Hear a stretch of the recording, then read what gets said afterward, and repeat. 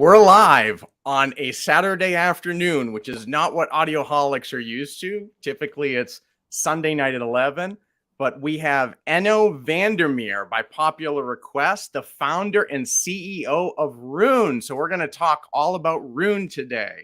Enno, it's a joy to have you here on Audioholics Live. And thank you for joining us from across the pond in Cambridge, UK. Yeah, thank you so much for having me. I really appreciate it. It's great to be here. Well, thanks for doing that. And that was one of the reasons why we shifted the time. I know some folks were asking in the chat, it can't be true that we're going to be live this morning, but indeed, that's the reason why we're doing that. So I really want to thank you. Gene Delasala and I had a broadcast a couple of weeks ago, and we had the opportunity to talk about the products that we use and love at home. And my favorite for sure is Roon. And you and I have talked about this before when I was doing the review for Roon ARC. This has really been one of the most top three, for sure, influential products in my musical experience. And I want to just say thank you for what it's done for me. And I think for enthusiasts really around the world, it's such a great community. And just to maybe set some context before I kick it to you, I want to tell you why I became a Roon user and why I'm so passionate about it. I was frustrated with digital music. I was using iTunes and trying to get bit for bit perfection coming out into my servers or what have you, my home theater, my audio gear. And I always had to jury rig things. So for me, it was iTunes and bit perfect was how I was doing it. And then I had a fiasco where it overwrote my music library with 256 KBS AAC files and then normalized everything. And I'm an Apple guy, so I love Apple. And I decided, you know what? Enough is enough. I want a streaming solution that's really going to aggregate all my music. And I really wanted file support for ALAC, FLAC, DSD. I didn't want to have to piece solutions together to give me the fidelity that I was looking for. I wanted something that was non-destructive. So if I was ripping my CDs or I was downloading from HD tracks, or even if I was buying from places like the Apple Store, I wanted to be able to have everything as it was in my library. I wanted cross-platform support. I didn't want a Windows server. I wanted to know, gee, could I get something that could run on a Mac, have that great experience on the Mac, and play things at full resolution without downsampling. And here was the thing. I was jealous of what one of my best friends had with Sonos. So I said, I really want a whole home streaming solution. I want to really develop an ecosystem where I can have high-res streaming without downsampling. So I wanted to keep my high-res streaming as high-res. And above all, I wanted a slick interface. To me, the UI is everything. And I wanted that single pane of glass, if you will, so I could look and manage all my music and even incorporate some services. And of course, multi-channel playback, multi-user, all within a single library. And I didn't want to be locked into either certain protocols or a manufacturer's ecosystem. Because, listen, Sonos speakers are great. They're really great. Hios is a great solution. Chromecast, AirPlay, but I wanted to be agnostic, partly as a reviewer, but that's what I also run at home. I like to do a best of breed and bring everything together. And then optionally, kind of be cool if I had the option to do DSP and EQ. And then lo and behold, Roon. I mean, it was unbelievable for me. I don't recall exactly when I adopted Roon. Something tells me it was like right around 1.2, maybe 1.3 had come up. So I can't tell you how long I've been a Roon user. That's a while. I don't remember time without Roon. So that's my experience of Roon. But it's so hard to describe to other people. So how do you describe Roon to everybody? Because I think we've got some first timers and also we're going to have some real veterans that are tuning in. Okay, I'll start at the highest possible level, and this will be hopelessly vague for anyone who knows a little bit about Roon, but it's a good place to start for people who don't know about it yet. And that is, okay, at the highest level, Roon is a piece of software or various pieces of software. It's a software platform that fundamentally does two things. It looks at your local media, your files that you have, RIP CDs, high-res downloads, whatever local content you have on a hard drive in your home. It identifies all of that music, and it also connects to a couple of different streaming services. So you have if you have a streaming account with Tidal or with Qobuz, it will also look at the library that you've collected there, identify all that music. Once it's identified all of your music, it pulls down a ton of rich metadata that gets overlaid onto that. So your view of your music, Roon will never touch your files. It will never mess with your stuff. You'll never have your iTunes overwriting dilemma because it never ever touches a file. But what it does is it creates a view of your files. So you're looking at your music library through a particular kind of lens, let's say. And that's very abstract. And we can look at it, I'll do a little demo later to help people understand that. But Roon uses metadata to drive this user experience. It doesn't deal with folder trees and that sort of thing. The idea, our goal really was to present it as a music collection. The music you have should feel like your collection. And the music outside your collection should be something that you're invited to go explore. Just like if you went to a record store in ancient times and were recommended a new record. So that was the idea of the user experience. That's the first leg. The other leg is that now that you've got that library, you've got all your music in one place, it's beautiful, all the data is incredible, and you can browse it in this very cool way. Roon lets you play your music on pretty much any piece of hardware in your home. So we support, for example, AirPlay and Chromecast and Squeezebox, and of course our own protocol, which we'll talk a little bit more about in a bit. The best name, it's called RAAT, and we're not afraid to say it, right? Perhaps not the best name, but alas, that's what it's called. Our objective there, the product goal, is to say, if you have something in your house that makes sound, we would like Roon to be able to play music on that device. And so to be completely cross ecosystem, there's this idea that you touched on it just a moment ago. You may have an AirPlay radio on your kitchen counter, but you've got a Google Chromecast something or other in another room, and those things can never work together. Roon helps you do that. So that's the very high level. What is Roon? There you go. That's fantastic. Now, I don't know if everybody knows. I'm sure some people know, but Roon is really not your first foray into digital streaming. And I think it's important for everybody to know that your standards for music actually come from some of the highest standards in the audio world. So why don't you give us a brief background on that? Yeah, sure. It's funny when you're talking about your pain points, the things that attracted you to Roon. I mean, that you kind of read the list back to me in a lot of ways. My first gig out of school was at Power Station, one of the big old recording studios in New York City. And so that to me, I mean, I went to school to study music production engineering, then I worked in recording studios.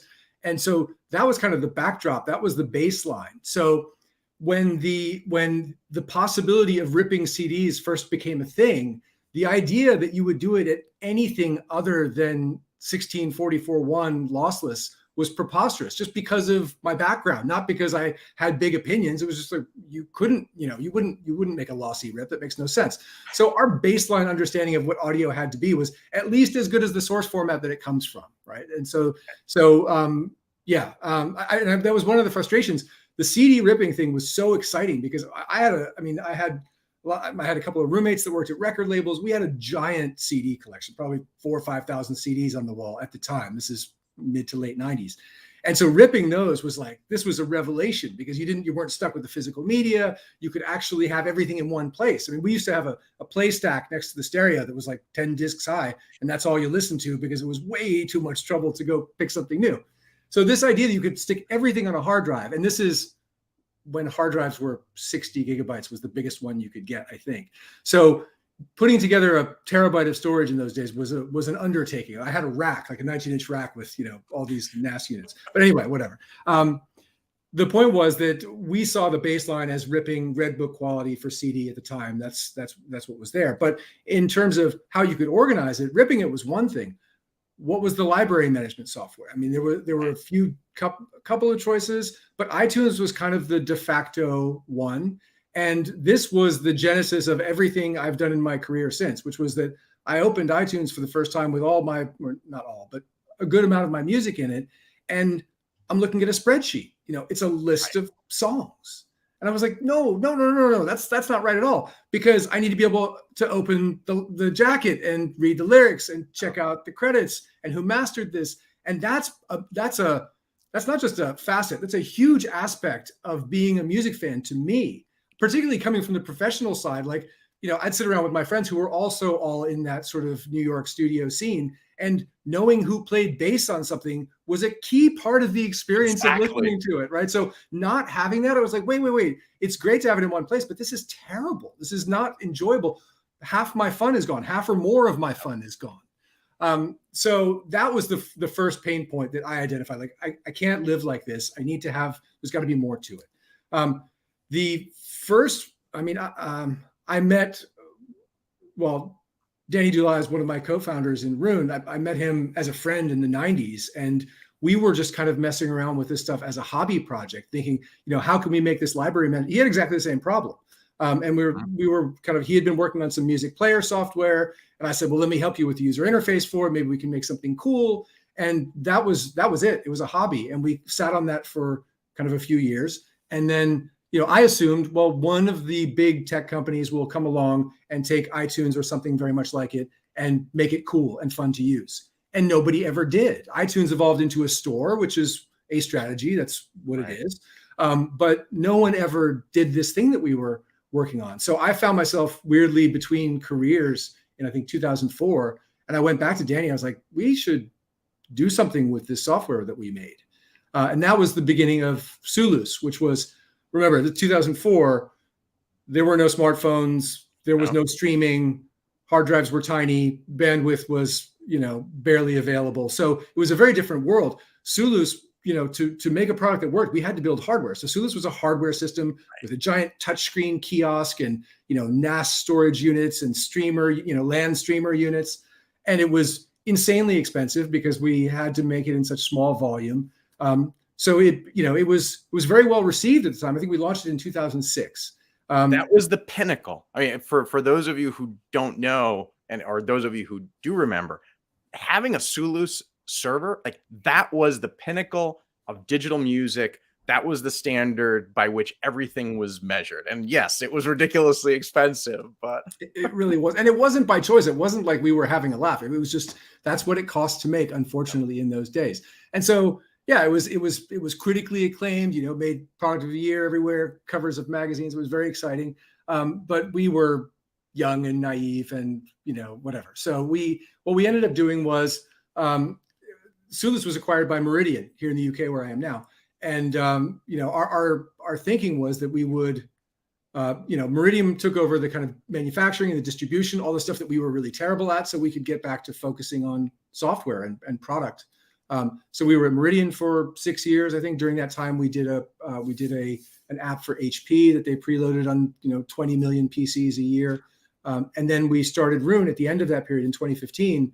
We launched Roon because the world had changed, because now everyone had a smartphone and most people had tablets and streaming services. I remember the first time I saw Rhapsody at CES in maybe 2007 or something, and it was like my head exploded. Like all the music in the world from the internet. And so we thought, okay, the world has changed. We can now make a software product that will do everything that Sulus did and 100 times more. And it will integrate not just with your files, but also your streaming services. And we can deliver the user experience, and we don't have to charge $13,000 for it. So that was that's the history. That's how we got to Roon. That's great. Now, your background, why don't you tell us a little bit about yourself? Because I think you don't do that often in a lot of these types of things. So let's give everybody a little unique insight into you. So, well, I mentioned earlier in my career, I worked in recording studios. I had an indie record label. I went to music school. Obviously music is my thing. That's not really surprising, but so in addition to being my job, it's also my hobby. So all this stuff behind me, this is my weekend, craziness, my modular synthesizer and all my crazy outboard gear and whatever else.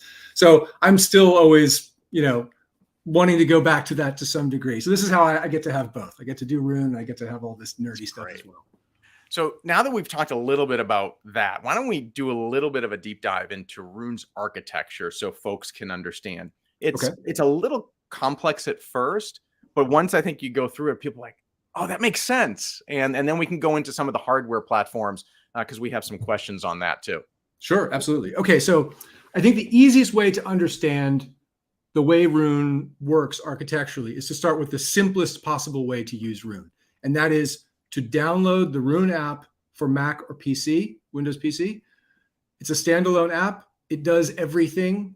It will find your music and whatever else. It will play back audio through your computer, whatever, outputs, you have connected to it. And it runs completely standalone. And that's generally where most people start. They come to the website, they download Roon, and they start a trial, and that's how they use it.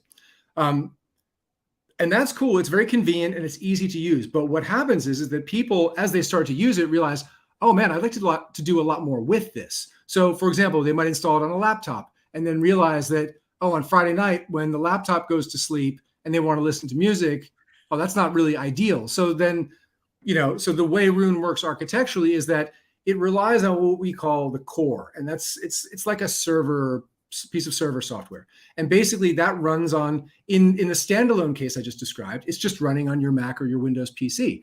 But if you want to get a little bit more exotic, you could run your Roon core on some other device, on like a little mini PC that you've got stuck in the closet. Or, I happen to have one that has, a little Linux PC that runs a Minecraft server for my kids and a Roon server, Roon core and whatever. So you could do that.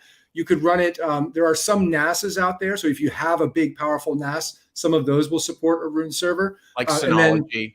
Synology. Right? Yeah. Synology and QNAP are the two. Right, which is great. The QNAP and the Synologies, Yeah, if you're all in on that already, then that's a sensible place to start. And then we actually collaborated with Intel on a device that we call Nucleus, and basically it's a completely turnkey Roon core based on an Intel NUC platform. So the idea there is you just take it out of the box, plug it into your network, turn it on, and it does everything from there. Then you can install Roon apps on all your other devices. You can have one on your computer, you can have one on your phone, on your tablet, on all the devices you want. And then those control that Roon core. So it becomes more of a server with a bunch of client apps. It's great. And the great thing too, God, I want to take a sidebar for a sec, because there was a question about Raspberry Pi, is you can build your own server as well. And on the Roon site, there are links directly to the parts on Amazon, which I'm assuming you're still there. I haven't looked at it in a bit, but just for several $100s, you can build it out a la carte. It's all there. So you can run a Raspberry Pi server too, if I'm not mistaken. On Raspberry Pi, you can't run the core yet. You can run Roon Bridge, which is our endpoint platform. Okay. So at the moment, Roon core is only available. It's, we have our RAAT installer. So if you buy an Intel NUC, for example, from Amazon, you can, we have the installer available freely that allows you to turn that into we call it ROC, Roon Optimized Core Kit. So that turns that NUC into a Roon core, and that's all it does. But it does it kind of perfectly, and it, you don't have to worry about it. You don't have to be a system administrator. You don't have to look after it. It does its own thing. So that's kind of convenient. That's great. Yeah. So then, sometimes people ask, why this Roon core? Why do you have this? Sonos doesn't have a core. Hios doesn't have a core. BlueOS doesn't have a core. All these other multi-room audio systems don't require cores. Why does Roon need it?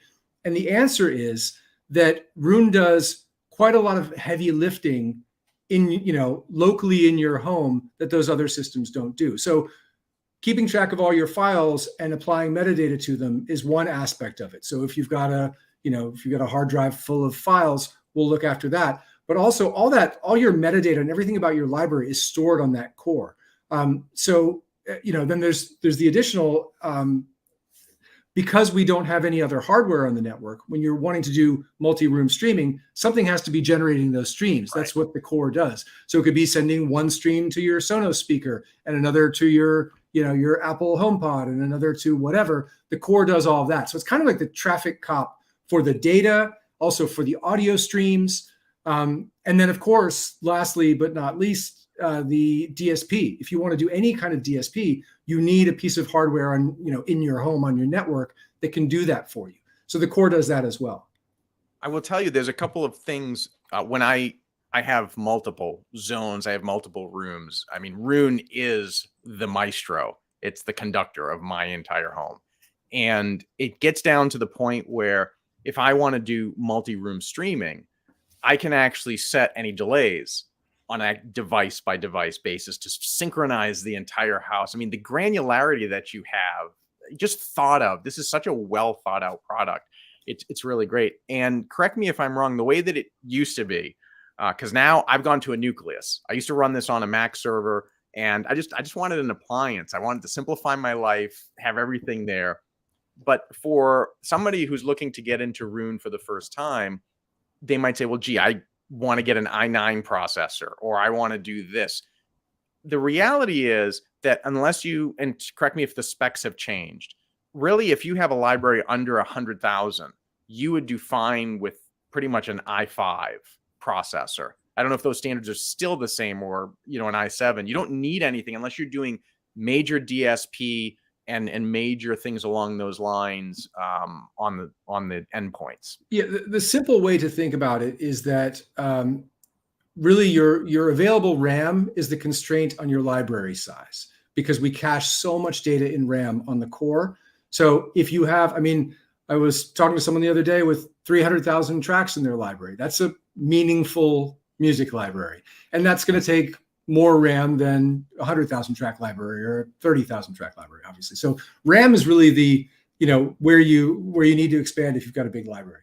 CPU performance, that's really on the DSP side. And the way we think about it kind of informally is that when you apply, the thing that really requires the most processing power is when you get into the realm of things like DSD, high rate DSD, combined with DSP.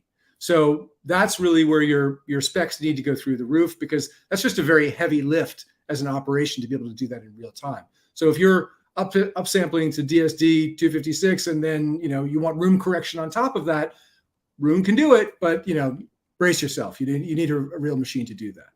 That's great. So getting in a little bit, let's talk a little bit about what's unique, because what was appealing to me is I got frustrated as a user many years ago when Apple had come up with their Apple Airport Express.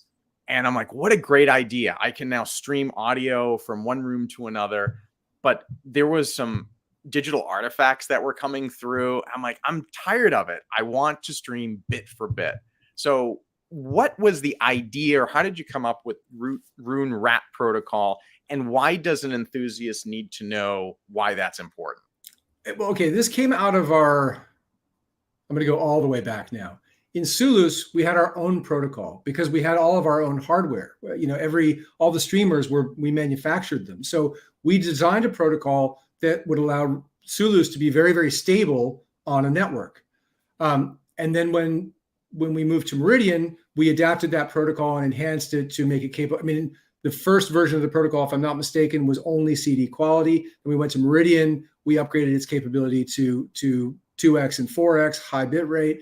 And then when we were kind of doing our initial research into how are we going to go to market with Roon, we looked at what was going on in the audiophile world at the time. And really, obviously, protocol like AirPlay doesn't cut the mustard. There was really, there were a lot of solutions out there, but really what the industry had settled on was UPnP, because it would allow you to pull a high resolution stream from one device to another. You could get it reliably.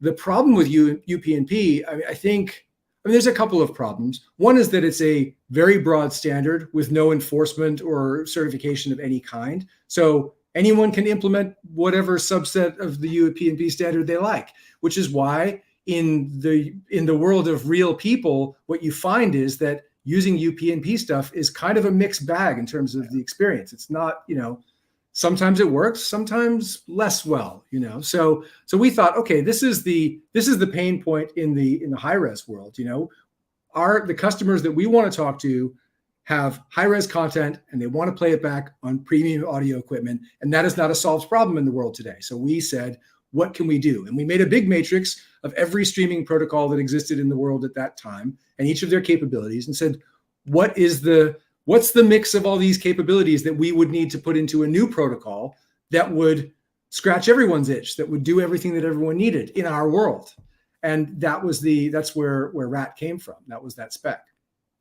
Fantastic. So yeah, and then we took that out to every manufacturer who would take a call, and yeah, the rest is history. It was It was, I think we shipped our first Roon Ready. I think the Orlick Aries was the first Roon Ready product would have been early 2016, maybe 2017.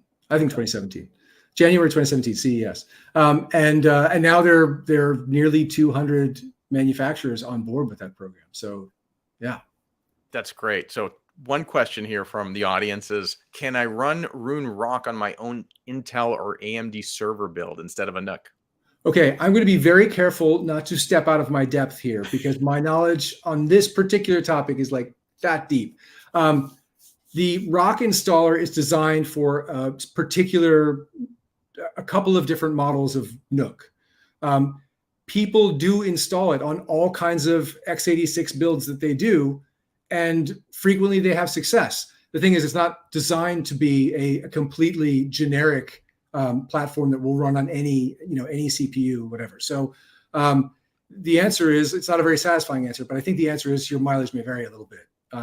Generally speaking, if I'm a user, so I'm running on either an Intel or an AMD platform, if I'm running either Windows or I'm running a Linux server, it's really dependent on the OS. That's really what's going to make the determination whether or not I can run a RAAC on that.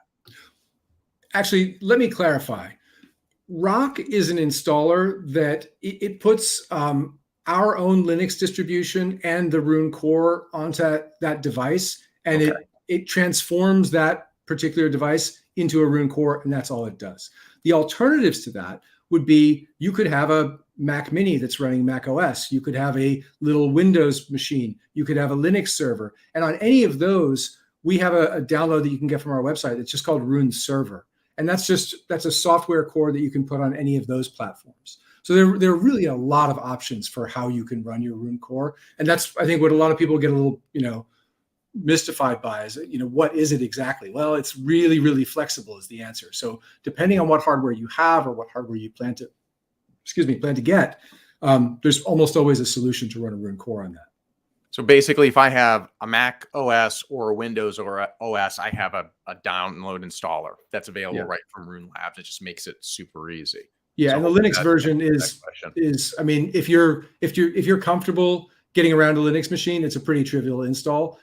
If you're not, I don't think I can recommend that. But so Roon RAAC is, I don't know. I don't think it's a Linux OS. That's not what you're saying. You have to run a Linux OS. And no. Actually, RAAC has its own Linux distribution that we've kind of built in house, removing all the extraneous features of the OS. So all it's got is network I/O, file system I/O, and the Roon core, the Roon server application. There's nothing, it's not doing anything else that a stock Ubuntu or Red Hat or whatever distribution would do. So it's very sort of lean and tuned down. That's great. So in essence, what you're getting is not just a box that's optimized. You don't have additional services that are running that you don't need, but you're also de facto getting a hardened box as well with all those services removed. So that's great. So I don't know if now's the right time to ask or if you got a response yet, but we do have this question, which I told you was going to come up. Yes. About Anthem. I was warned. And actually, I did get an answer, and it's not the answer that I particularly wanted to hear or anyone wanted to hear, but I think Anthem actually had a component shortage problem as a result of that factory fire. Is it AKM? Is that right? Yeah. And I think that led them into, I think that what they had to do at a certain point was to kind of press pause on that certification until they could come back around. And I don't know that they have come back around yet. So I don't have a great answer for anyone on that. I'm sorry, but it's all right. I literally, Gene and I, when we've been on the show, keep getting asked about when are we going to do an AVM 90. So I'll say it again. I'm waiting for my AVM 90 review. So I will be doing the AVM 90 review. I've been waiting almost 2 years for it. And that's the longest I've ever waited for a review unit. And in all really deference to Anthem, for quick parentheses here, I can't imagine what it's like for them to have to re-engineer an entire product with the fire that happened at the facility. So I think we all need to be patient that they're a clearly premium boutique shop that does really fantastic gear. I've been an Anthem user since the AVM 20 days, to give everybody an idea of how much I love Anthem gear as well. So as soon as we get a chance to get the AVM 90, and as soon as I get it, I'll have an opportunity to talk backdoor with the engineers and get a better idea of what it is. So it's coming, we hope, and we're excited to at least know that that's still on the roadmap. So everyone who's asking about Anthem and Roon, which is everywhere, every time, there's your official answer. So, Enno, thanks for that. Sure. So since you mentioned it, why don't we talk a little bit about this distinction that you have in this certification, if you will, that you've come up with, which is a Roon ready and a Roon tested device? Because we'll see both of these on packages. I mean, my Denon X8500HA is a Roon tested device. My Cambridge Audio and my Oppos are Roon ready devices. So tell us the difference. Okay, here's, we'll start with Roon ready. Roon ready products are all network players of some kind. So that could be an integrated amplifier with a LAN input for streaming. It could be a completely self-contained all-in-one powered speaker with network inputs. It's a network streamer device of some, or network audio device of some kind. So Roon ready devices actually implement that RAAT protocol that we were talking about earlier. So in that instance, what we do is actually we've developed an SDK that's our own sort of endpoint code, and the manufacturer will take that SDK and implement it in the device. So there's a bit of Roon code running in each of those Roon ready devices. What that enables is three things. For starters, it enables Roon to discover that device on the network as being Roon ready. that's expected. It allows high resolution streaming using our protocol, the one I was talking about earlier. That's up to, I think, 384.32 high-res streaming, and DSD support of DOP, of course. And then the last thing that it allows is two-way communication between Roon and that device. And this is a little esoteric if you haven't used one, but the idea is that if you have some network speakers, let's say, the volume control in Roon controls the volume on those devices in the analog domain. So you're not adjusting volume digitally. You're sending a control signal out of band to those speakers saying up or down the analog volume.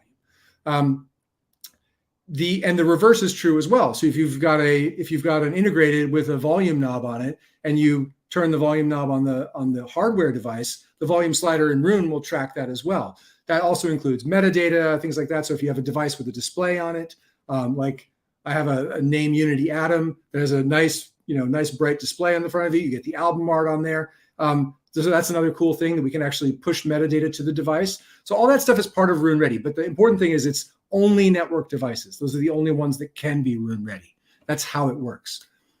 Roon tested, what's that? You're muted, I think. I can't hear you.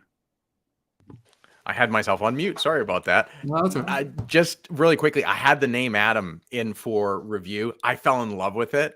And exactly like you're saying, it works so well to be able to get the album art. I get that on my Cambridge Audio network player.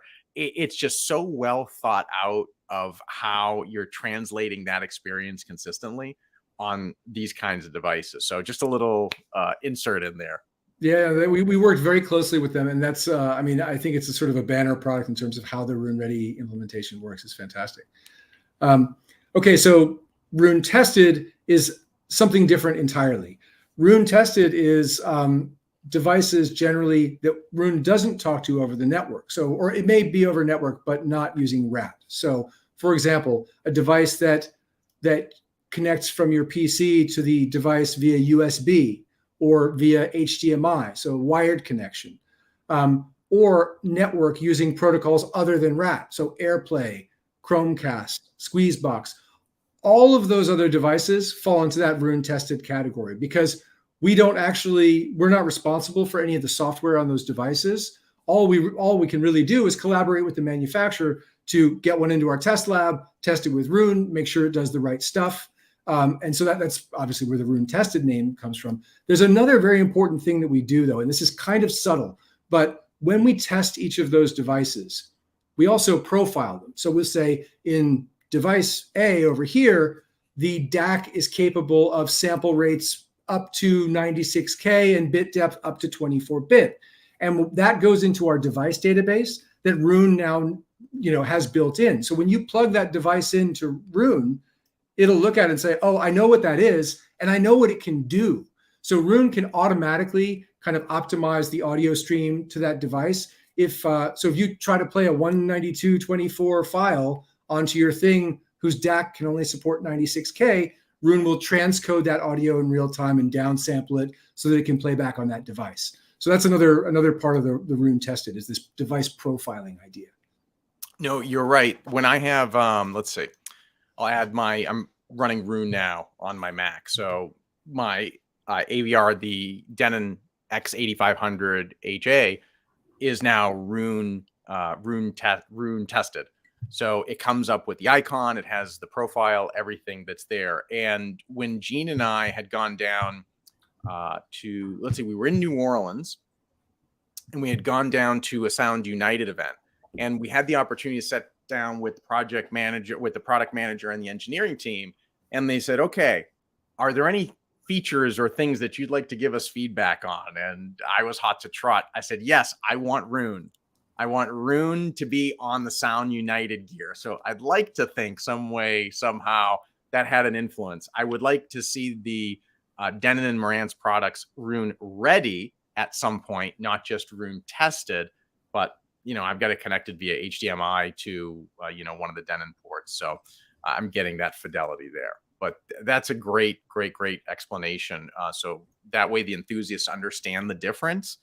So in summary, really what you're getting is full fidelity, and you're getting all that integration plus the volume control that comes with it. So everybody's been asking for Anthem Roon ready. That's one of the things that hopefully will come to bear, and we'll figure that out. Now, I do want to bring a nuance up that I experienced with Roon ready devices, in particular my Oppos, best players I think ever made still. I'm streaming multi-channel content, but then, I'm not getting a multi-channel output on my Oppo. And I think what's important to let folks know is it's really dependent on the DAC that's used, if I'm not mistaken. Because even though the Oppo is capable, obviously, of having, multiple channels, my understanding is the DAC and the implementation that's used for Roon ready streaming is only stereo. So that's the max that I'll get out of it. If I want anything more, I have to use the HDMI connection. So I don't know if you have any further information, or is my understanding correct or incorrect? Your understanding is correct. I think our aspiration is to work more on multi-channel support going forward. Obviously, as immersive audio comes around, this is something that it's been a little bit Wild West there in terms of figuring out what people's use cases were, what they actually wanted. But it's definitely going to be an area of focus for us going forward. Absolutely. So let me do a little bit of a deep dive with you on that, if I can. We had spoken about this, I think, a couple of months ago, whatever it was, tail end of last year. There's a misnomer in some cases that Roon does not support multi-channel, but that's not accurate at all. No. My understanding and my experience is, which is really cool, not only do I get 8 channels, so I can get a 7.1 feed out of it, but Roon is smart enough to know that some of those legacy mixes may invert the rear channels and the side channels. So you have that granular control to then swap side and rear to accommodate on that. So is there anything you want to let the enthusiasts in the audience know about how Roon works with multi-channel? Honestly, multi-channel is not a use case. I'm a very, very 2-channel guy personally. So that's one area of the project where you'll find me deficient every time. I mean, I find it fascinating because as time goes on, I'm trying to remember, there was a demo I got a few years ago in Munich that really blew my mind, a multi-channel DSD demo. And as time goes on, last summer, I was lucky enough, I was in Oslo and I got to go to Morten Lindberg's studio, his 2L studio. That was unbelievable. He played a completely lossless, I mean, it was an unbelievable experience. Great, isn't it?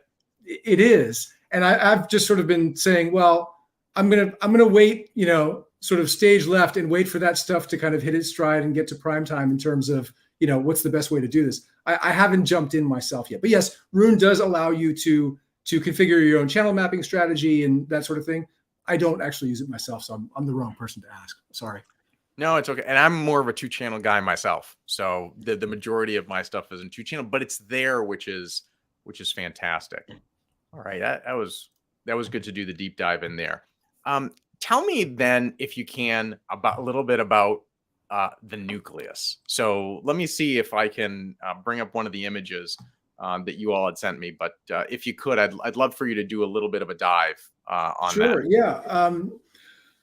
The idea for the Nucleus actually came from an unexpected place. There's a hi-fi dealer in New York that was actually the very first Sulus dealer back in ancient times, and I was talking to him about Roon in the early days, and he said, "Well, listen, for a lot of my customers, the idea of coming here, buying a super premium system, and then going home and having to download an app and do all kinds of, like, it just doesn't, they don't think that way. It's hard for me to do something with that.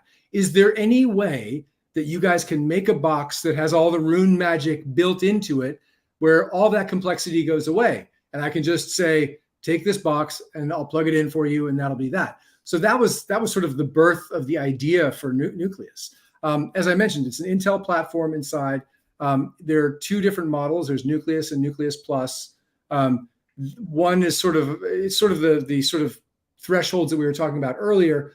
Nucleus will handle up to a library size of 100,000 tracks. They'll both do lots and lots of zones, but we generally say, to be safe with the Nucleus, up to 5, I think. And then if you want to do the really, really crazy DSP stuff, we recommend the Nucleus Plus.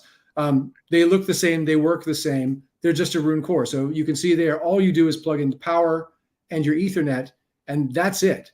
There is a place inside where you can install an SSD, for example, or a spinning disk if you want. Most people don't want that these days. So you could put a 2 or 4 terabyte SSD inside, and then you have internal storage. So then your whole music kind of situation is in the one box, which is quite handy. It's great. It's great. I have this is version 2. This is your latest model. I have the original Roon Nucleus. I've been using it for many, many years. I bought the review sample. I loved it so much. It has just been, again, transformational. I have to do nothing. It just works. And the fact that you have the HDMI ports, you have, I think it's USB 3 that's on the back there. Yes. So you can do direct attached storage, and you have gig Ethernet. I mean, what more do you want? It just works. And it's stable platform, everything you need it to do. So I should point out that in addition to the internal storage, those USBs could be used either for storage. You could have a USB hard drive off the back, or you could also have a USB DAC connected to one of them. So you could have storage, external storage plus a DAC, or mix and match. So it'll do all of that as well. Another thing to note is that because we made the OS distribution and we built everything about the software stack on Nucleus, all the things like updating and whatever else, it does that sort of on its own in the background with any user intervention. So it keeps itself up to date automatically. It also pings back with health status back to us. So it's definitely the turnkey solution. It's the no hassle solution. I agree. And I'll just, again, say it from experience. It took all of that headache away. I've got enough things going on. I just want my music to work at some point. Yeah, actually, we joke about this. Sometimes people ask, what's so great about Nucleus? And the answer is that you forget you have it because it's just always working. Like, you just pull up your phone or your iPad or whatever and just use Roon, and you never have to think about it. That's what's great about it. And to your point, I think earlier, as a tech guy, I was looking at the specs of it and going, wait a minute. These aren't really high performing specs in terms of support. In use, I have never, not once in years of use, had issues of slowness, performance issues. If I'm ripping CDs and I'm adding them to the library, it's almost instantaneous. So as you said, it's just really well designed. This is something I want to say for the benefit of people who are already using Roon. I've seen a bunch of comments go by. I went to someone's house not too long ago, and they've been a long-time Roon user, and they were running their Roon core on a very average NAS, I'll say. I'll just be generous. And I picked up the iPad, and the experience was frankly terrible. I mean, everything was because it's not what I'm used to. It's just a bit sluggish. And this person, I mean, that was all they knew, and they thought it was fantastic. So for anyone who's running their Roon core on a lower end piece of hardware, do yourself a favor, just try running it on something faster. This isn't a Nucleus sales pitch. Just try running it on a high performance piece of hardware. It's like night and day. Everything feels instantaneous. No, that's great. We have a couple of questions from the chat. I just wanted to elevate at this point. So I don't know the answer to this one, and I don't know if you do.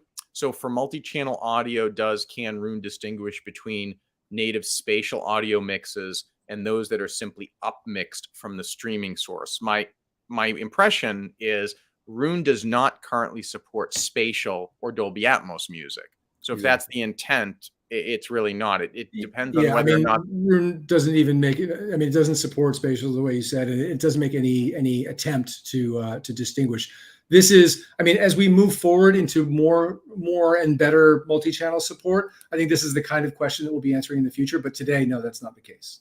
That's great. And then we have one other, and I don't know the answer to this question at all, or even if you would know that. I'm an integrator using RTI as my control system, and there's pent-up frustration to get Roon incorporated into their streamers. They claimed they've tried. Any chance for reconsideration? So don't know if you have any insight on this. I don't. I mean, I've actually, in a previous life, I've actually met with RTI, but it's been a long time. And our focus for a while has not been so much on the control systems, but it is something. I mean, I actually like to find out more about that, because it is something that we'd like to do. The thing is that there's been a huge shift in that integration world from. I mean, I think probably 10 years ago, it's fair to say the monolithic control system was kind of it was going to be a Crestron or Control4 or Savant, or back in the day, AMX. And there's been a shift, at least I've noticed in my life, the Lutron system and the Lutron app are now a very well-formed consumer-facing product in a way that wasn't the case 10 years ago. So I feel like everything's changing in the custom integration installation world. And I think we're kind of biding our time to figure out how do we engage with that better. But yeah, I'd absolutely be open to that discussion, of course.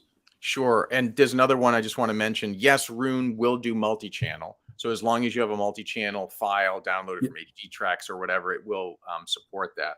Now, what we haven't talked about, and maybe now is just a good time to put that out there, is Roon is not a free. It's free to download, but it's not a free product. It's a subscription-based service. I mean, what I would say is really for the serious music enthusiast or music lover. So maybe now, Enno, if you want to just mention sort of what the pricing and pricing tier is, and then I want to go into some other topics. Yeah, absolutely.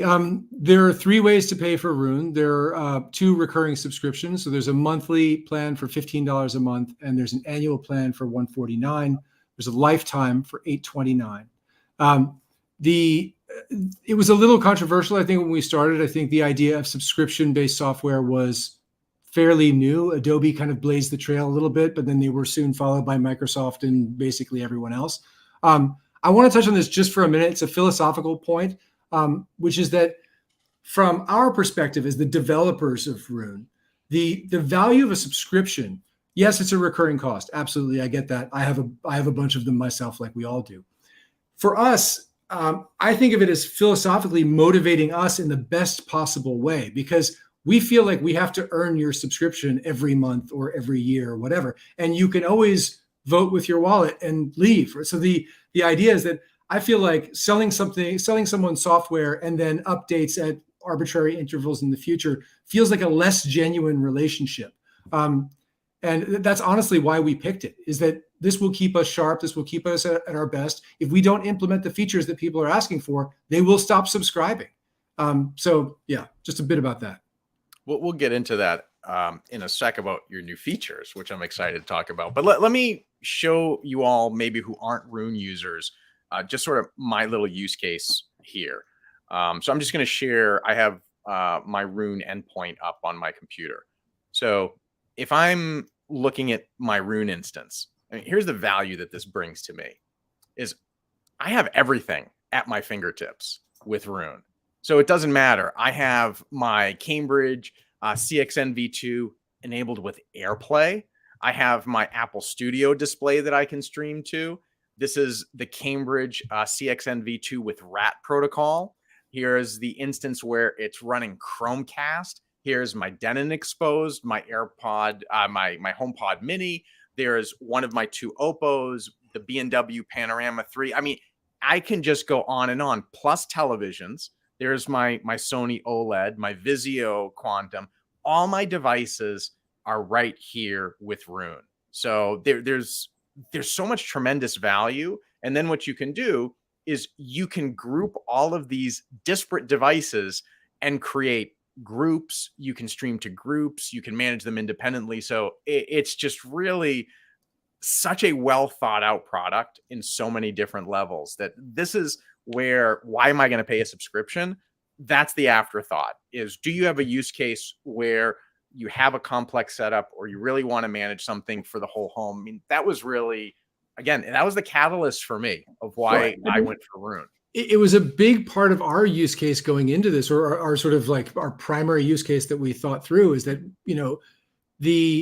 sure, you may have a listening room if you're lucky enough to have a dedicated one with, a big 2-channel or multi-channel setup. But, actually the idea came from, it was when we were still part of Meridian. And I was at an event and I met a Meridian customer who had 2 of their flagship systems with a Sulus connecting them. And those are pretty high-end systems. But then in the rest of his home, he had Sonos. And he couldn't play back any of his content from his main system that was powering his living room and his listening room on any of those Sonos zones. So this was kind of the light bulb moment for me. Like, wait, we have to support everything, because real people in real life don't just have one big stereo. They have other stuff. They want to, they want something that makes music in the guest bedroom. It's a thing that they need, right? So that's where the idea of multi-channel support goes, and it came from. And if you're going to go into multi-zone support, then you really need to support every protocol, because everyone has a mixed bag of stuff. I have Apple stuff and Google stuff and high-end stuff and all kinds of stuff. So yeah. And that's the great thing about Roon. The other area I wanted to delve into quickly, because then I want to get into ARC, and I wanted to get into the future of Roon. So I think we're gonna get to this question too, about trying to look at things from a mobile first perspective and where the Roon strategy might be. So I wanted to get into 3 things actually, just so everybody's aware of some additional really cool features and use cases that you might not be aware of. So here on Audioholics, we often talk about the importance of your room and how your room is such an integral part, not Roon, your room is such an integral part of your listening experience. So what you can do with Roon, which is so cool, is you can actually apply different DSP filters. And you can do this on a device by device basis in a particular room. So let's say, for example, you have some sort of AirPlay compatible speaker. Let's say it's the HomePod. And what you can then do is you can go in here, you can enable a PEQ setting, and you can apply parametric EQ to every single device independently. So you can do a measurement with REW, see perhaps where you have some peaks that you want to address, see if you want to do something. Maybe you want the Harman curve, you want a house curve in that particular room.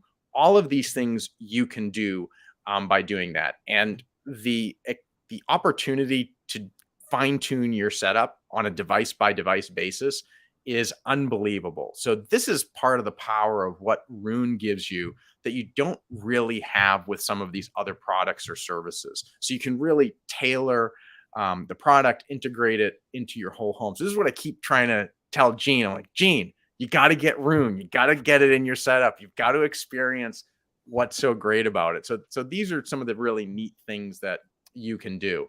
The second thing that I wanted to ask, again, I don't know if you're going to know this, but oftentimes we have some audiophile folks who really are using a higher end preamp or an integrated. So it doesn't have integrated room correction. So you're missing out with the really optimizing what your digital music playback is going to be. So the PEQ option is just such a great way to do that if you're a 2-channel guy and you've got that in there. So I think that's something that folks don't often know. So you can really do your quasi bass management with PEQ.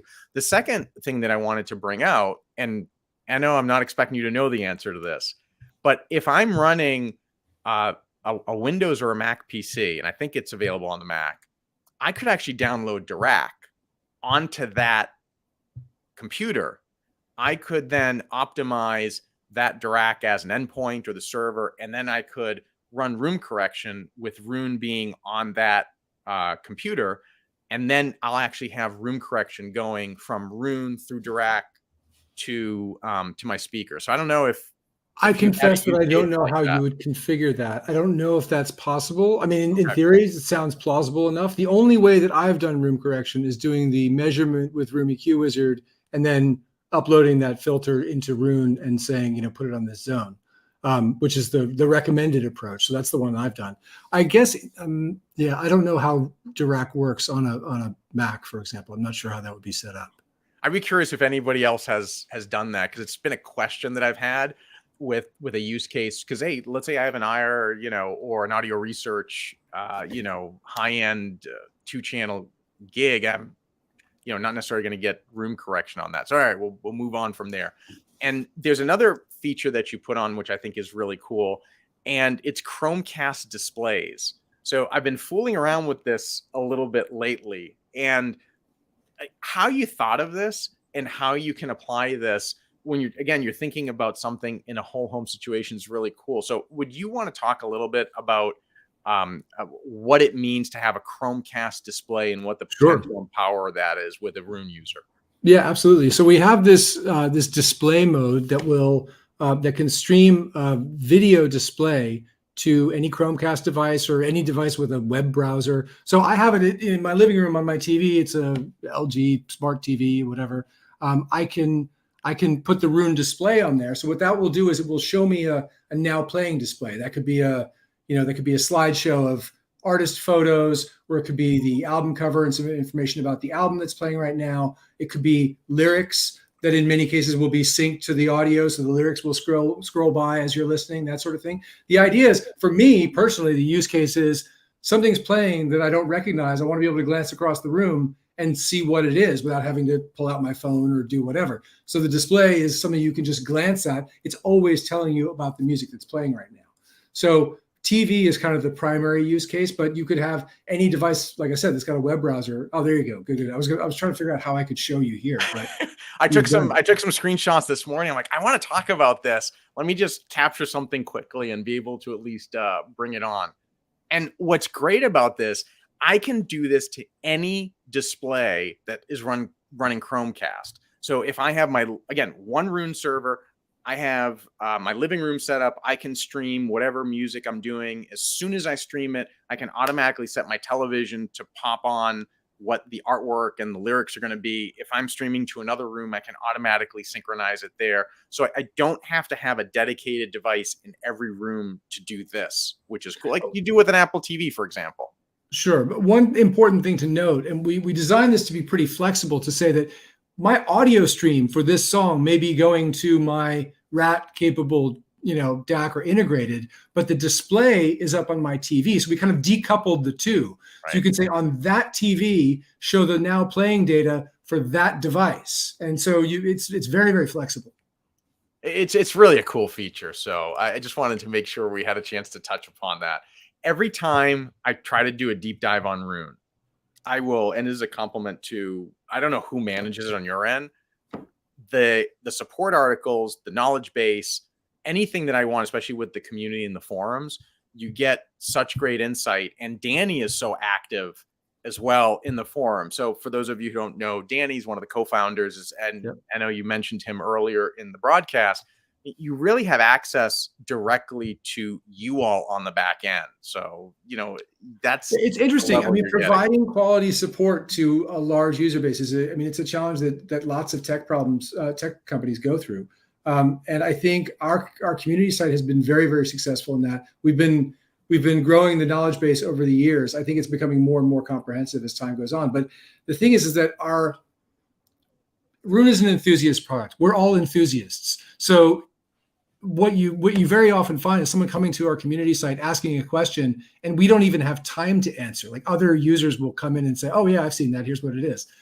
So it's actually really great and very gratifying to see. This is something that I think big tech companies don't necessarily get, because they're mass market. They make products for everyone. We're like a little club in a way.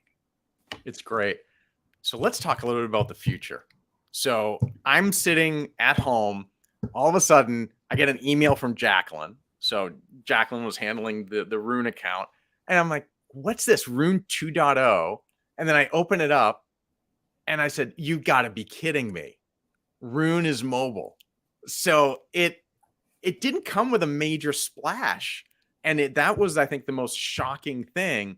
But the limitation up until, 6 months ago, maybe now, whatever it was, is Roon was really limited to be a home network solution. And once you left your room, unless you were doing a point-to-point VPN within your home, you really couldn't take Roon with you. So tell us about now what's happened with Roon 2.0, the major feature being what you call ARC, not to be confused with the Anthem room correction. Right. Right. Well, the challenge was, and I think our most requested feature in history was, how do I get Roon outside my house, as you mentioned? So Roon is designed as multi-room for the home, but all the apps, the mobile apps, are all remote controls for your Roon core in your home. So what happens when you leave the house? And what people had historically been doing, what I had historically been doing, is I had maybe the title app on my phone or something like that, which had some, was good, had access to the same audio quality streams that I could have at home. But it didn't have my whole Roon library. It didn't have all my playlists, didn't have all my tags, didn't have all the discovery features that I'm used to in Roon. And I had always just kind of lived with that. I think lots of other people had always lived with it. But what we designed was this product called Roon ARC. It's a new app for iPhone and for Android phone.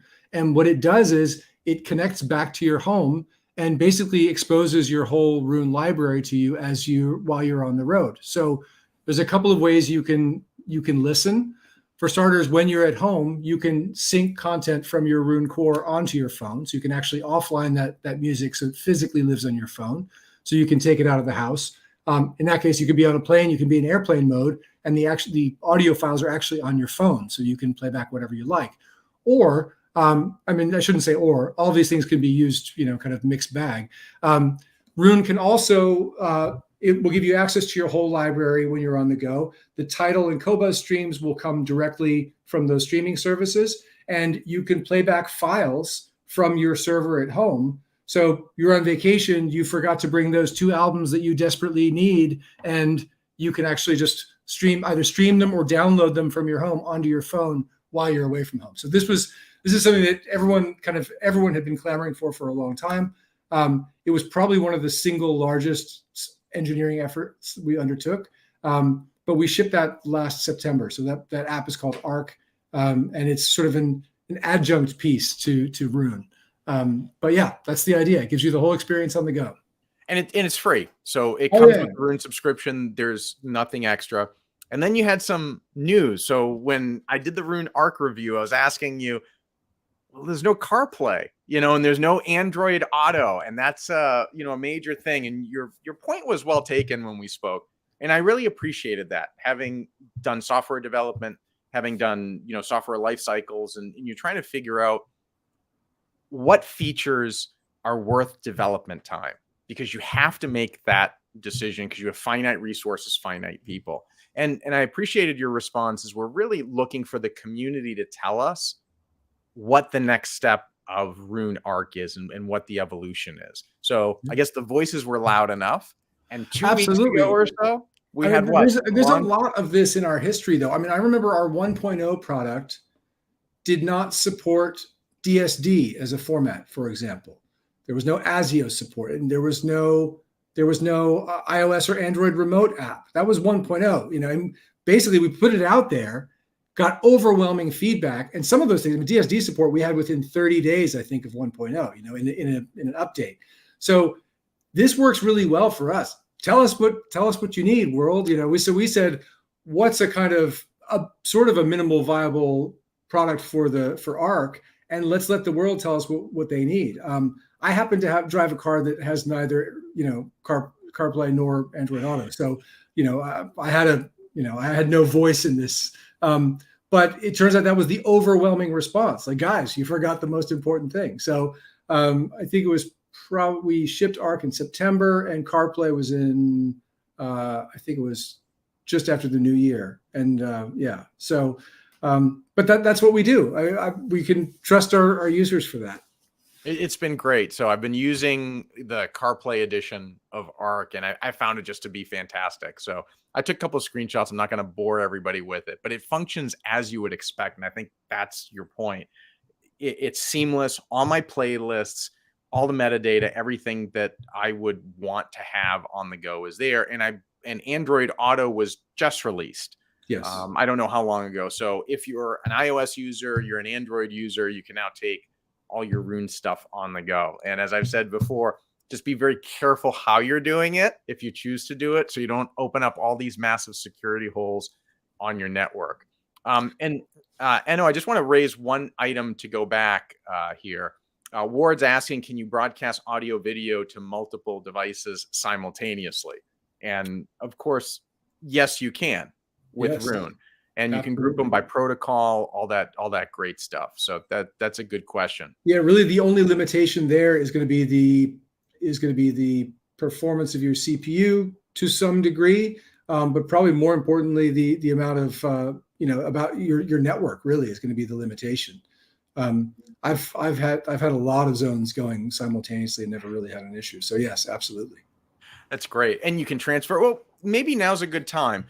Do you want to spin up your Roon instance? Yeah, maybe take folks on a deep dive. I think for those who are already experienced Roon users, it'll be great to see how you're using it. But I think you can't really explain to somebody the rich metadata support that Roon has. And like you said, I can click on an artist. I can then do a deep dive into that artist, who the clarinet player was, or, who the guitarist or the drummer was, the accompanying vocals.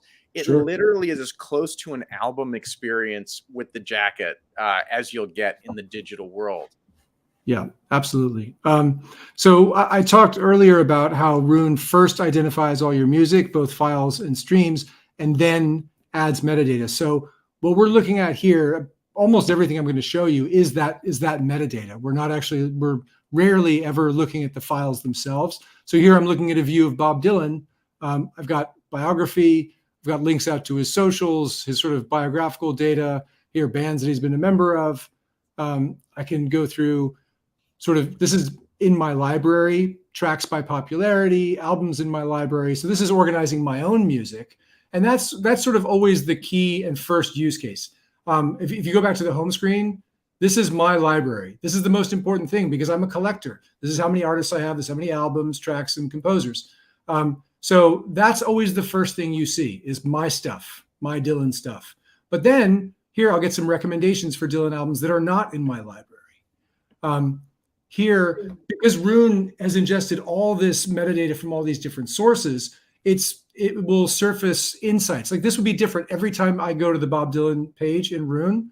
This is surfacing collaborators. So these are all the tracks that these guys worked on together.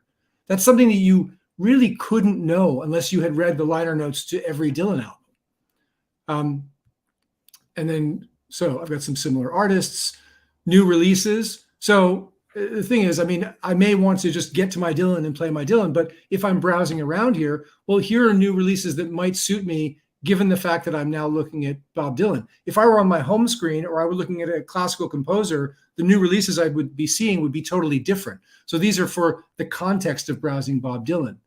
Here, performing the music of Bob Dylan. So this is covers by other artists of Dylan songs. And these are sorted again, kind of by, they're sorted by albums artists that appear in my library and in my listening history. So this list will look different to your list of performing the music of Bob Dylan. So it's very much tailored to me and my library, my listening history. It was so cool. I have to tell you a little anecdote because I saw David Bowie there. That's how I came across a Natalie Merchant cover of a David Bowie song. It's just so well done. And I have a question for you. Yeah. With some of the material that comes here, there's obviously an algorithm. I find Roon brings up more things that are relevant to me than some of the other services. So I'm not asking for trade secrets, but is there something specific that you all are doing to help cater? Because I found new artists, I've explored new music in a much more coherent way through Roon than I have through either Apple Music or Tidal, for example. What we try to do is to use a couple of different inputs into those recommendations. So some of them are just metadata. So if we see two albums where the producer is the same and there are a bunch of songwriters in common or something like that, that would, in our world, create a link between those two albums. There are other more, machine learning techniques where we look at the whole Roon user base and what they all listen to, and to use, collaborative filtering, those types of technologies to determine, well, if you like this, you might like that. But then at the end of it all, so we've got the metadata, we have the machine learning and popularity, but then we also kind of filter all of that through a taste profile that's unique to each user. So what we're seeing as I demo for you guys is stuff that Roon is picking for me. Again, you would not see the same thing. So we strive for relevance that way. I mean, strive for, making relevant recommendations. And the feedback has been overwhelmingly positive, just like you said. It's been my experience as well. We're always working on improving it. But I agree, in Spotify in my car, I very often get some things that I wonder, why on earth would this be recommended to me? We try to be, we're very sensitive to the fact that we are making recommendations to people who are music nerds like us and don't respond well to lame recommendations. So we take this very seriously. It shows. Now, are any of the playlists that come across from Roon curated by individuals, or is it all machine done? No, all the Roon playlists are curated by humans. There's an exception to that. I'll come to that in just a second. I want to show one more thing about the covers. So here we're looking at Blood on the Tracks by Dylan. We've got album description, again, from a couple of different sources. And we've got the track listing, of course, but we've also got the credits for the album. So musicians, additional musicians, songwriters, and producers and engineers. And these are all links that will allow us, I can go from here to, I can go off and explore Bette Midler if I like. But so the idea is that everything you see, wherever you look, is going to be a link to allow you to explore something else. And this is important because, one of my first resistances to the streaming user experience is that when you've got a service that's got 80 million tracks, you have this tyranny of choice problem. Where do I start?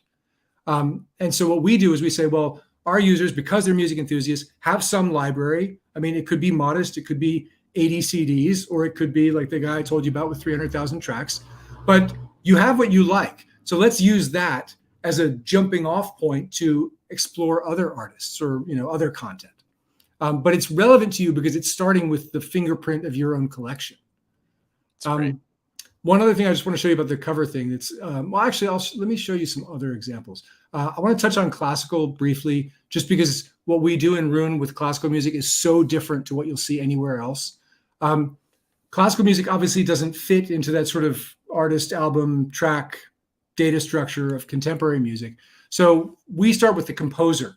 In this case, I've got a filter on. So I'm only showing classical composers. I could, if I say show all, I'll get across every genre, every songwriter, whatever.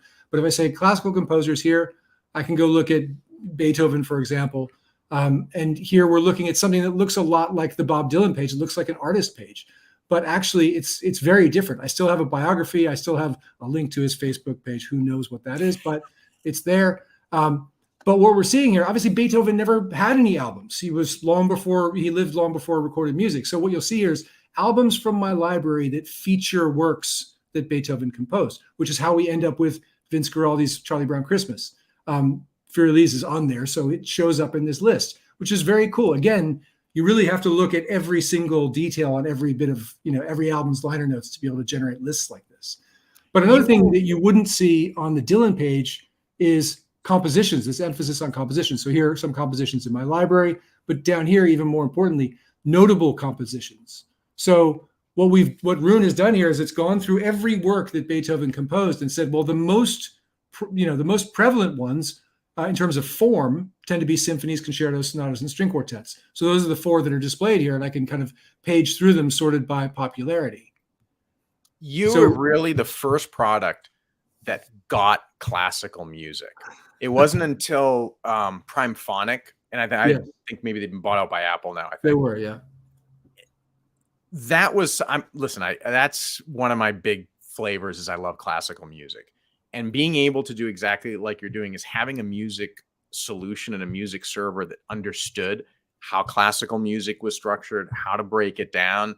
That was just such a real asset to me. So kudos to you all for really being able to do this, because it's made my experience of classical so much more meaningful, and being able to do a deeper dive into some composers. That's been my experience as well. I mean, I grew up in a classical only household. So, but I had one recording of the Moonlight Sonata and one recording of the Bach Inventions. And I had the one thing. And one of the things what this has done for me in my listening is I'll use one of these as an example just to show quickly. If we go to the Ninth Symphony, here we're not looking at an album or obviously a track. We're looking at a description of the work itself. So this is a description of why it's important in the canon, and here's the movements that make it up, and period, orchestration, form. But the most important thing, and this is the thing that Sulus didn't give us either, it used to be that you have your one recording of Beethoven's Ninth, and that's that. But there are 215 recordings here across the streaming services. So what we can do is, I'm going to show you a couple of things along the way. Here are top conductors of this particular work, not across all of music. But here we get to all 215 recordings, and there they all are. I can actually compare them to each other, which is something that you couldn't do in the kind of pre-streaming days unless you had a really big budget to explore every work. And what else I can do is I can use this focus feature.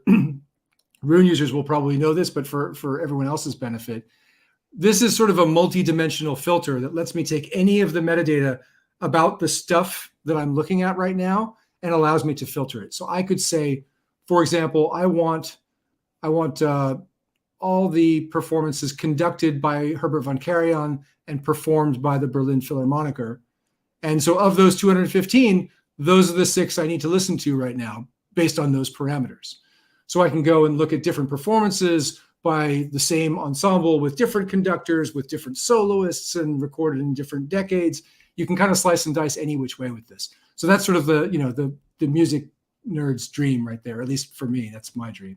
For those who have gray hairs like we do. Yeah, exactly. And I remember going into Tower Records, and I remember having the Penguin Guide to Classical Music, right? So that was like the Bible at that point. And then you'd go in and it would rank and rate the best recordings. So if I wanted to see, okay, Beethoven's Ninth Symphony, what it was, and it would tell me it was an AAD or it was a DDD, all of that stuff. And then it would give you an emblem. This is the best thing since that Penguin compilation. It has been the most essential way to explore not just classical music, but music in general. And I don't know if you have a quick sec to show it, because I wanted you to show this. You can actually get down and granular to show the dynamic range on either an album or on a song by song basis.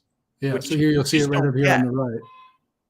So if you really want to see details about the composition itself, about the work, you can do this. And it doesn't matter. Classical clearly has a much greater dynamic range, but it'll give you an idea. And this is a way that you can sort of compare different recordings as well. So all of these little details and nuances and features are all present within Roon. And Enno, if I can sidetrack you one other thing. Yeah, sure. Can you show what I have called, and I'm sure you have a different word for it, the provenance of the signal to the sure. Because this was another, I mean, listen, for me, as I do reviews, this is so key that I always want to make sure that I'm getting the highest fidelity from source to endpoint at every juncture. And I can track that through Roon.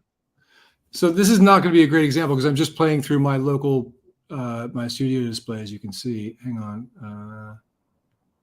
I mean, I can shoot it up on my Nucleus because I have it connected with HDMI if you want me to do that. That might be more interesting. In this example, so this is the signal path. This lets us see the source. So in this case, we're looking at where's this from? This is this is actually files. This is a local file. It's 44.1.16, 2 channels. It's going through the RAAT protocol and coming out my OS mixer, which is why it's green and not one of the higher qualities. Your example is probably going to be better. So I may want to stop sharing and let you show one. All right, so let me I don't want to wake anyone downstairs, so I don't want to light up one of the other zones. It's all right. I got to make sure that I mute the den in here. Hold on one second to do that. Because I think for our audience and for the Audioholics, this is a really cool feature that you just don't get. Yeah, while you're pulling it up, I'll explain a little bit what it does. The idea of signal path is that whatever it shows the path from the source file or stream all the way to the speakers where possible, where we're able to know that. And the idea is so you could see, well, this is an MQA stream from title, and we're going to be doing we may be doing some local DSP, and we'll show what's being done there. If there's a bit depth conversion, if there's a sample rate conversion, if there's EQ or some other DSP being applied, and then we'll also show the device that it's playing back through. And if there's any DSP or resampling going on in that device, we'll reflect that in the signal path as well. The idea is to give you visibility of exactly what's happening to your signal from source to speaker. Yeah. So in this case, the purple diamond is what I always look for. So if I'm getting that, so I'm basically getting from source. Now, here's a good example is my source. It says title, but this is an HD Tracks purchase. Okay. Sarah Bareilles. So I have this, and then we can go to versions, which is the other thing. So you'll see I have multiple versions of this. So I have the 96 24-bit. I also have the title version that's also in my library. So I can do a deep dive. And as you said, there's the dynamic range. If I'm playing a song, and then again, boom, I can go and I can see everything. So there's the Apple lossless, the ALAC version. It goes through the Roon Advanced Transport, hence RAAT, and then it's going out HDMI. So this is just a feature that I use all the time. And you get this with the mobile device too, with ARC. So that's the other thing. So those of you who are, wanting to take your music on the go, the feature set that you see here with the server and the network base, you get this very feature as well on the mobile device as well. So sorry, just a little sidebar. I'll let you screen share again. I thought that's a cool thing that I think the enthusiasts will want to know, et cetera, et cetera. Yeah, absolutely. There's one other thing I'm just going to show you quickly. Hang on. Oh, let me let you screen share again. Okay. Is that working? There it is. And then I have a question that's coming here, and I think the answer is yes. So does Roon work with Blue Sound Vault? I mean, aren't the Blue OS products Roon ready? If I'm yes, but the Vault is a different product. The Vault is like a CD ripper and storage device. I don't know if there's any integration with that at the moment. It's certainly something that we've talked with them about. All of the Blue Sound speakers and bridges, the node and the pulse, everything else is definitely Roon ready. Absolutely. It's in fact, it's one of the most popular brands to use with Roon. Great. And MQA works just fine with Roon. And so why don't you expand? Basically, you can use MQA or not, however you like with Roon. So if there are different versions, you could actually, I happen to be on a versions tab here. So I'm looking at Sketches of Spain by Miles Davis here. So I have 3 versions in my library. I've got probably a CD rip from ancient times here. I've got the 50th anniversary legacy. That's an MQA from Tidal. Here's a different MQA. This is 88.224 from Tidal. Then there's 26 additional versions on Qobuz at various sample rates. So actually, I should go back and talk about the question. With MQA, if there are multiple versions available, you can say, I always want to hear the MQA version. I never want to hear the MQA version. I would always want to play the CD quality version unless there's an MQA version available. So basically, there's a bunch of different strategies that you can, that's all in the settings. You can set that. Roon has a MQA core decoder and renderer built in, or in the case of a device where that's built into the endpoint. Then the, with the example, for example, the AudioQuest Dragonfly has an MQA renderer, but not a core decoder. Roon can do the core decode. The the Dragonfly can do the rendering. For devices that are fully MQA, that support MQA fully, Roon can send them the undecoded signal and let them decode in hardware. So there's basically any strategy you want, or just say never do any of it. You can do all of that. The thing that's interesting to me about this version, or at least it was early on when I started using Roon, is that I answered this question on Facebook the other day for someone who had a problem, I think, similar to yours with the, they had somehow gotten their library clobbered by iTunes or something else, and their whole collection of CD rips had ended up in some lossy format. And the thing is, with this versions tab, you can pull up your whole lossy collection and say, oh, actually, I'm just going to grab the high-res version from Qobuz and use that in my library instead of the lossy one that I've got. So you can kind of undo some of that damage using streaming now, which is, I think, so cool. And that's the other benefit, is by using the focus and the filters that you can do a deep dive into, you can actually go down and see which songs you have. And by using the versions, you can do a deeper dive into that. So some of the legacy, AAC 256 that I have, I'm able to easily distinguish in my library using that.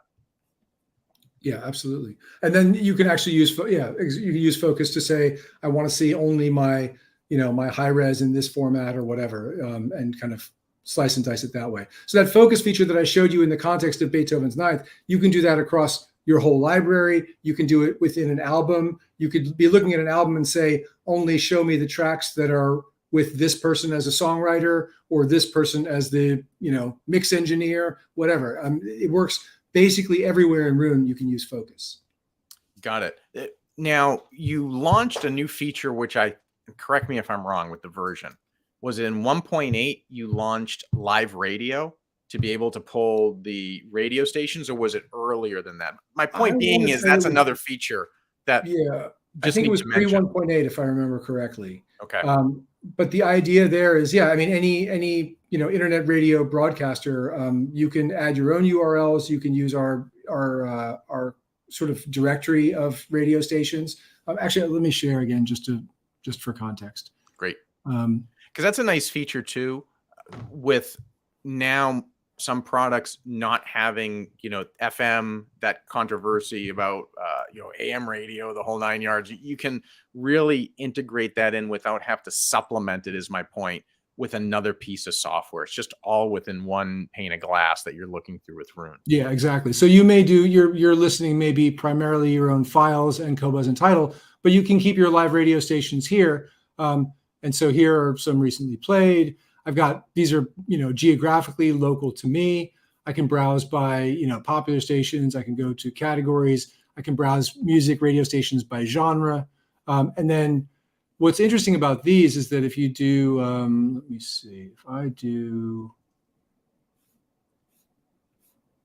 actually, if I just pick this BBC Radio 1 dance, the same way we do with albums and artists, there's a little bit more metadata than you'd expect to see. So we've got a genre and a location tag. We've got a little description, the various streams that are available, in this case from BBC Radio 1.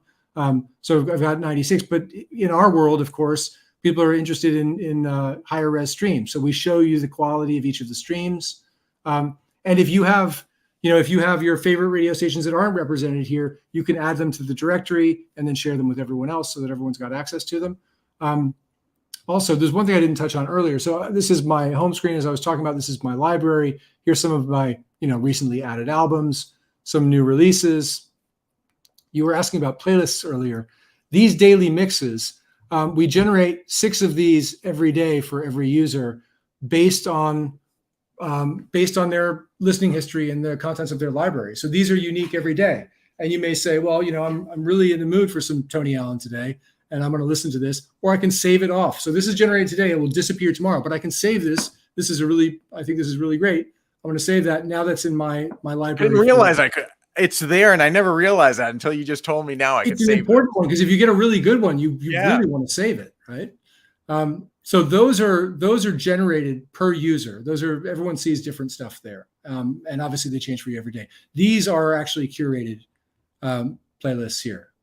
Got it. See, I was right. I'm gonna call my brother-in-law after this, and I'm gonna say, see, I told you it was a mix of curated plus machine generated. You didn't believe me. So But see, and now, back to the point of this being for music nerds, this tells me, my recent listening history, what I've been listening to. I can do last month, or I could do all time, or whatever, top artists, and then broken down by genre.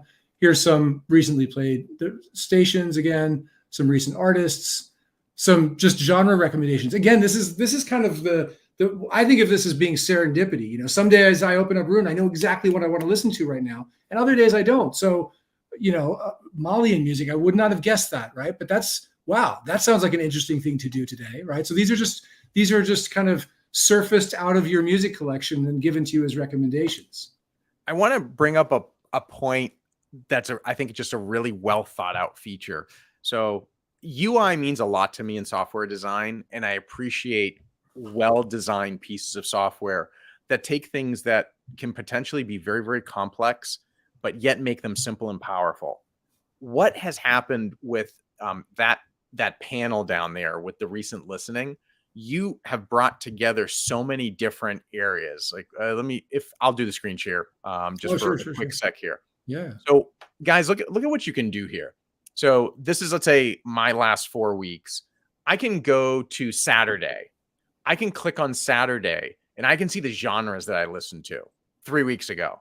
I can then look at the artists on whatever it was, January 22nd, and I can scroll through, or the albums. And therefore, wait a minute, I was listening to this song when, and it ended up in my Roon radio list automatically, and I don't remember what it was. It's such a great way to rediscover, or if you've come across an artist without losing that. So it's like being able to rewind radio when that song you heard all of a sudden would come along. And this is just really such a great feature all along. I mean, everything from the genres, you can see what it is. And everything is just done with such a really clean, crisp interface. Like, if I was to design something, this is just such a great expression of how I would do it. I think you all have really done a great job. So I enjoyed being here. You touched on something earlier. I want to bring it up one more time. Everything that you just described is specific to you, but Roon is multi-user, so you can create profiles for multiple people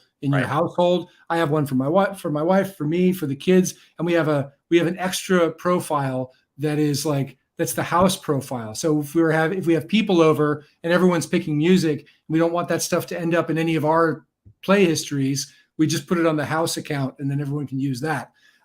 So you're listening. I can see that my daughter did something bad, because I just saw Lana Del Rey being as my number one artist. That's definitely her. I mean, I love Lana Del Rey, don't get me wrong, but she's a big fan. So I'm sure she forgot to switch the profile at one point. I do the same thing. So I have multiple profiles with Roon, and I not necessarily do a deep dive on it, but you can keep one library. And the way that you've architected this device is, your kids could have their music on their computer. You could point Roon to ingest the music on their computer, bring it into the library. They can create their independent playlist. They can have everything within their profile, and it's completely separate, but you have central control over everything, which I think is just great. Absolutely. And what I find interesting is that, we often talk about how kids have short attention spans. They do everything on their phone now. But what I found with my own family is that being able to see the music that they like in this context with this additional information, it's completely different music to what I listen to, but they get the experience. They get the value of that. They want to read about their artists and who they collaborated with and what their career looked like. I mean, everyone likes to do this. It's not specific to audiophiles. It's not, anyone who likes music can benefit from this to some degree. It's been great for me, I'll tell you, although my wife doesn't necessarily agree with this. I have everything automated, and because I have gear coming in and out all the time, sure, I get the complaint, I just want to be able to play things like I used to with a CD. So all I got to do is, okay, honey, here's Roon, one interface, here it is, boom, and you're done, and you have total control. So anything that I do to mess it up, doesn't have any impact. So I want to go back quickly here. Is there a recommendation on a NAS? So really it's Synology and QNAP, if I'm not mistaken, are the two that you have instant integration with.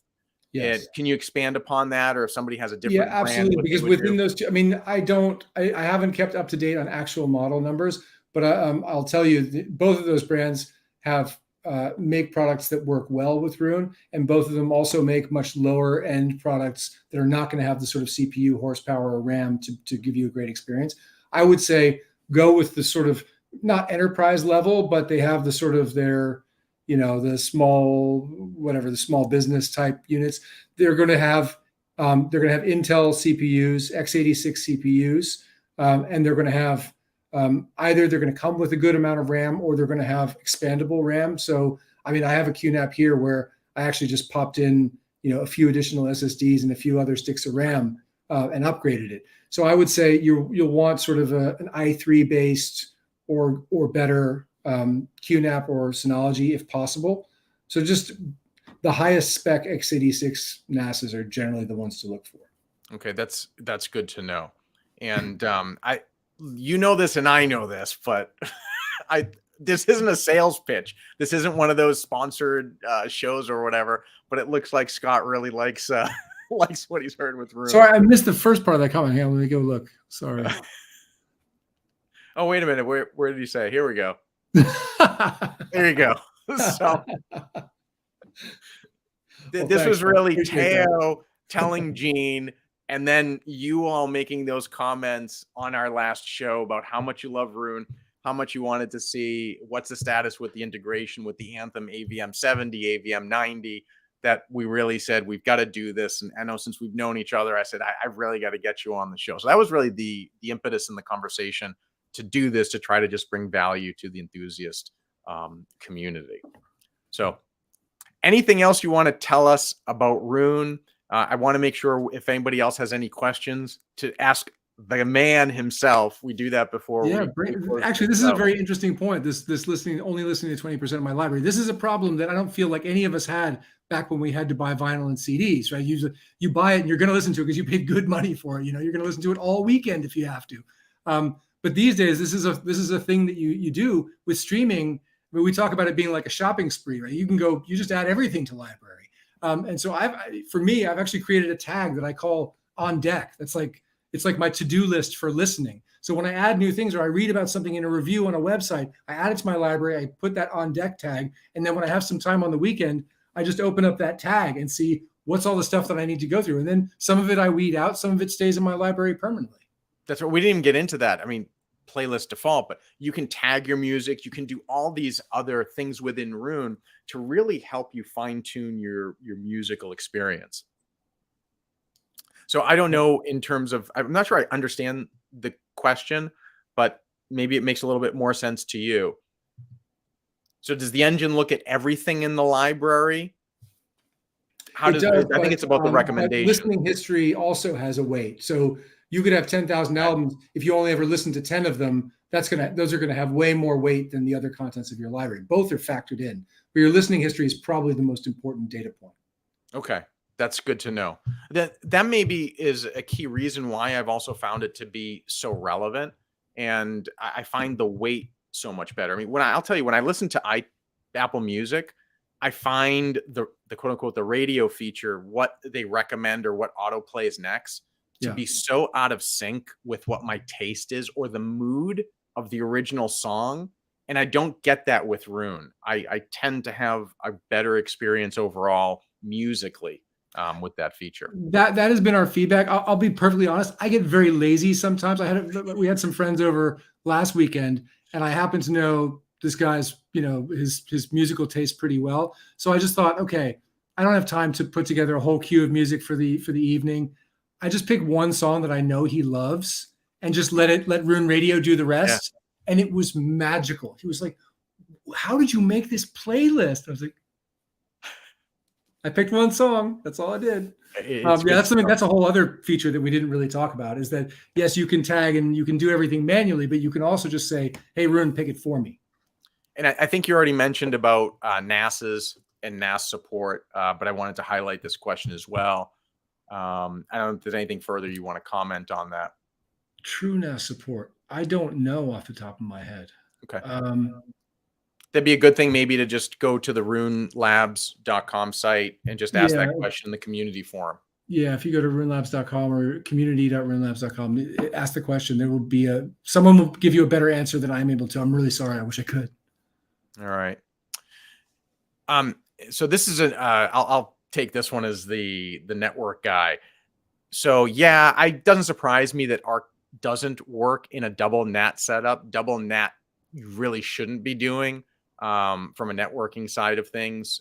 Ideally, you want to get rid of that. I'm not sure the reason why, but that might be another thing again to ask in the forums, depending how your network configuration is set up. But generally speaking, double NAT will cause you some issues.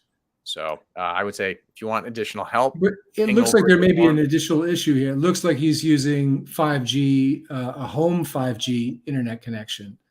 And okay, I misread that. If I understand correctly, this is only from one person that I know that I've talked to about this who does this. Apparently, at least in his case, the equipment that he got from his provider doesn't allow any kind of configuration of things like port forwarding or that sort of stuff, and it just blocks everything. Okay. So it's actually, in his case, it's the ISP and the hardware that prevent it. So that could be similar here, Dave. Okay, so Dave, hopefully give you some insight there with regards to that. So Mr. Dennis is asking, when will Room allow you to stream between users? Maybe there, I don't know if you understand that question. I do, absolutely. I mean, there's a couple of things that could mean, but this is the kind of stuff we've been talking about for years, and it's all about how do we turn that into a sensible use case that makes sense for people. I mean, there's one thing, I'll give you the example of I know a mastering engineer who's he has this performance space that where, when musicians come through town, they come by and they play at a space, and he records everything that happens in this space. It's not on a label. It's not distributed or whatever else. He's just got a giant drive full of all these little, jam sessions with musicians that come through. And when we released ARC, he got a second Roon license for that performance space. He's got the server sitting there, and everyone who's ever played there, he gives them the username and password to ARC so they can stream their own stuff that they played on. So that is a user-to-user example. It's a crazy use case. I think it's the coolest thing ever. We don't have anything like that built into the product by design, but I think it's telling that there are interesting things that could be done with this class of technology. Wow. That's very cool. That's very, very cool. So I guess your explanation about the 5G might be correct. So Dave seems to affirm that. And then Scott has a question in terms of the sources. So I don't know if this makes sense to you. Yeah, absolutely. So right now we support 2 streaming services. We have integrations with 2 streaming services. We don't have, we focused on Tidal when we launched because that was the only service that had CD quality audio. And of course, that's important to us given our users. We added Qobuz later because obviously they're high res as well. We didn't go out after the sort of mass market streaming services because most of them have historically been lossy. So that was really not interesting. But also because of the way we integrate. Actually, Tidal and Qobuz are both willing to work with us quite closely so we can ingest their whole metadata catalog every day. So that's a big ask. So you talk to a much, much larger streaming service, they might say, take a hike. We're not going to do that for you. That's too difficult. Or, there's at least one giant streaming service that has said, our business is having users in our app. And that makes perfect sense. But unfortunately, that means that we can't integrate with them. So we are absolutely pursuing more integrations with more streaming services. And I think you'll see a lot more of that coming up in the coming year. So it's just the 2, not because we said that's all we want, but because those are the ones that really made sense early on. And it's something that we plan to expand over time. Got it. So, it's exciting. And I will tell those of you who are not Roon users, I have Tidal integrated in. It's absolutely seamless. It's just there. Same thing when I had Qobuz as well. So my library, Tidal, Qobuz is just there as a single pane of glass. So you all have really just done an incredible job in that regard. And then I can choose, I want the Tidal version, I want the Qobuz version, all those different things. Yeah, specifically, actually, let me just answer. Scott, the never say never on your last question. We're still pursuing that possibility. there's a glimmer of hope. We really hope that comes together. That would be really, really nice. But if you want to send them an email or whatever, please, every little bit helps, I think, to demonstrate interest in that sort of thing. Got it. So is there a better integration of Tidal versus Qobuz with Roon? The integrations, I think, in terms of the integrations, are identical from our point of view. It's really down to your choice of streaming service. I would evaluate them on their merits. What you think about the audio formats they support. What do you think about their catalog? Because every streaming service does have different coverage. Not everyone has the same music. Right. So I would run a free trial of each and judge them on their merits. The experience with both within Roon is identical. Yeah, that's my point. That was my case as well with Qobuz and Roon, with Qobuz and Tidal. It was absolutely seamless. And to your point, I'd find certain versions or certain releases of albums and therefore certain songs that were on one service but not the other. So that's one of the little nuances that we get there. Yeah. So there's maybe back to that previous issue about the double NAT. So that's hopefully maybe a thing there. I don't know if you can speak about this. Well, I mentioned a giant streaming service earlier. So we can't comment on anything further. We won't prod you or poke you. Yeah, that unfortunately, there are no plans in that direction, and the prospects don't look outstanding. We have friends that work there, but they can only do what they can do. Speaking of friends in music services, one of the limitations with ARC, which is not your fault, has been the inability to download either Qobuz or Tidal for offline listening, right? You can stream it. It's there as long as you have an internet connection. And I know last we spoke many months ago, there really wasn't immediately a light at the end of the tunnel. Are you able to say, have we made any progress? Does it look like there's any progress? I don't want to put you on the spot. No. I mean, I can definitely, I can talk about the situation so people can understand. There's no technical constraint on our end that prevents us offlining Tidal or Qobuz content onto your phone. It's a contractual obligation between the streaming service and the record labels. So the contract between, I mean, I can't speak authoritatively about this, but I have a good idea that the contract between Qobuz and Warner Brothers, for example, specifically lists the applications which are able to have this download functionality at the contractual level. And, to date, Roon is not on that list because, of course, that wasn't what they were thinking when they wrote that contract. So that's something that we're hoping we can shift over time. We're hopeful that there will be a way to get there, but it's not imminent unfortunately.